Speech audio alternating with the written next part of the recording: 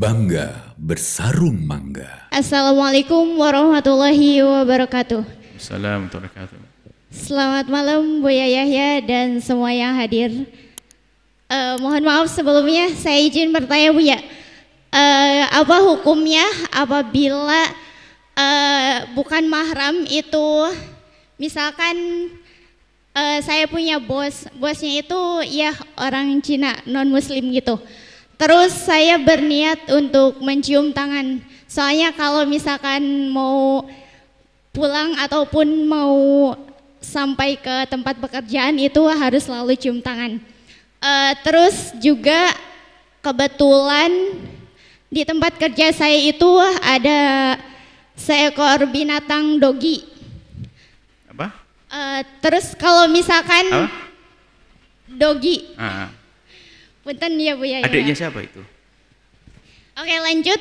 Baik. Nah ada seekor binatang dogi. Terus kan itu terkadang air liurnya itu menempel ke lantai. Nah apabila kita itu sedang melewati tempat itu, terus kaki kita nggak sengaja terkena air liurnya, apakah itu termasuknya najis yang mughaladoh atau tidak? Soalnya kita itu nggak ngerasa itu beneran air liurnya dogi ataupun bukan. Mohon penjelasannya ya Bu ya. Terima kasih. Wassalamualaikum warahmatullahi wabarakatuh. Assalamualaikum warahmatullahi wabarakatuh. Bersalaman antara laki dengan perempuan. Bersalamalah Anda dengan ayahanda, suami tercinta. Dan tidak semua orang nyaman disalami. Nggak perlu Anda memaksakan harus salaman dengan orang. Belum lagi adalah adab dan akhlaknya ya. Jadikan tanganmu adalah hanya untuk yang halal untukmu. Apalagi dia adalah non-muslim. Seandainya muslim sekalipun, mungkin ada orang yang imamahnya lebih gede dari saya, atau ketemu ya sudahlah, salamannya dengan hati saja. Begitu. Karena kalau masalah urus salaman ini hampir disepakati harus dihindari untuk itu. Pun demikian kalau Anda melihat orang masih bersalaman, Anda juga tidak boleh merendahkan. Cuman yang aneh di sini, masa ada peraturan pulang harus salaman kepada bos yang non muslim? Ini peraturan harus salaman wajib begitu. Dia sendiri mau ngitung duit, kelamaan harus salaman dengan Anda ini. Buru ngitung duit, kebanyakan duit ya. Jadi kadang-kadang kita saja yang membuat aturan sendiri, padahal dia juga tidak berharap salaman dengan Anda.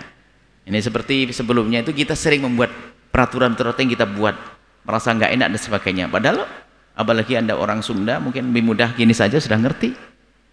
Ya, Anda cukup memberikan isyarat paham hari ini. Anda hindari untuk itu semuanya. Anda hindari untuk bersalaman, kemudian dan dia sendiri juga belum tentu berharap salaman dengan Anda. Kalaupun berharap, nggak perlu Anda, sebisa mungkin Anda menghindari, sebisa mungkin. Nah, harus itu namanya berusaha untuk menjadi yang terbaik, kan harus berusaha dong. Dengan apa? Dengan kelehaan Anda dong. Ya, dengan kehebatan Anda. Kalau mau bikin sebuah peraturan, Anda masih bisa menghindar, pura desak-desakan, pergi, itu kan aman saja. Jadi menghindar itu adalah bagi orang yang pintar adalah mudah. Tidak akan susah. Seperti itu. Ya, kemudian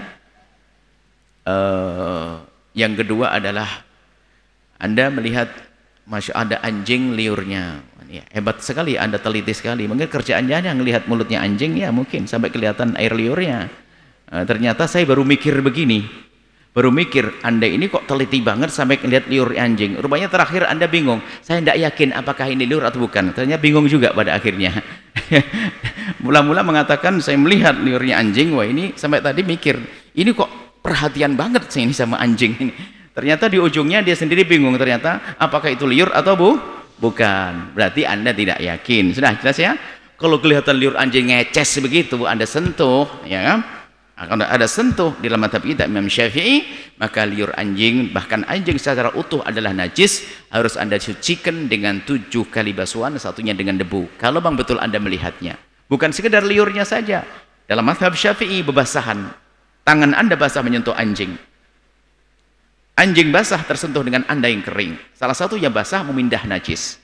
Di dalam madhab kita Imam Syafi'i radhiyallahu ta'ala anhu, termasuk dalam madhab yang lain, kecuali madhab Imam Malik, punya pendapat yang berbeda di dalam urusan najisnya. Mereka tidak mengatakan anjing itu najis dalam mazhab Malik, tapi tetap wajib dicuci 7 kali, namanya ta'abbudi, untuk patuh perintah. Patuh perintah Rasulullah, ya kalau ada yang menjilat wadahmu anjing, maka hendaknya kau basuh 7 kali. Sehingga dalam mazhab Malik wajib yang membasuh dari liurnya anjing bukan karena najis, karena perintah, ta'abbudi, perintah.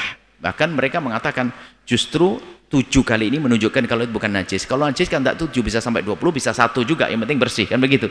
Ini perbedaan. Jadi karena Anda mazhab Syafi'i, kalau betul-betul yakin ini, supaya Anda tidak masuk was-was, kalau yakin itu liurnya atau yakin bersentuhan dengan anjing, maka Anda harus membasuhnya 7 kali basuhan. Salah satu airnya itu harus ada debunya, dan upayakan jangan di bagian terakhir supaya baju Anda tidak kotor. Tapi kalau ragu-ragu kayaknya jangan dipikirin. Nah, kalau ragu-ragu kan belum pasti. Bisa saya eces kita sendiri atau ngirain eces anjing, ya kan nggak salah nanti ya. Ecesnya temennya atau bagaimana, hanya basahan mungkin minum air kemasan lalu jatuh. Selagi tidak yakin, Anda jangan gampang mikiri supaya hati enak. Dan ini pertanyaan ini sepele kelihatannya. Cuman kita menemukan orang yang kena was-was anjing puluhan. Tidak tahu, sampai saya bingung menyelesaikan orang kena was-was anjing. Bingung, coba saja. Setiap pertanyaan was-was anjing. Sehingga harus kita kasih madhab Malik, kayaknya orang-orang seperti itu ya. Madhab Maliki, nah orang kena was-was, kena mental.